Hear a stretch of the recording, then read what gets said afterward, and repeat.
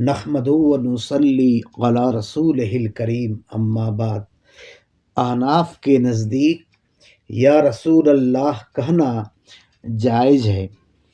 احناف فرماتے ہیں کہ جب آذان میں پہلی مرتبہ اشہد ان محمد رسول اللہ کہا جائے تو اس کے جواب میں قرۃ عینی بک یا رسول اللہ کہا جائے، اور جب دوسری مرتبہ اشہد ان محمد رسول اللہ کہا جائے تو اس کی جواب میں صلی اللہ علیہ یا رسول اللہ کہا جائے، یعنی پہلی مرتبہ کہا جائے کہ آپ سے میری آنکھوں کو ٹھنڈک ہے یا رسول اللہ، اور دوسری مرتبہ کہا جائے کہ اللہ کی رحمت ہو آپ پہ یا رسول اللہ۔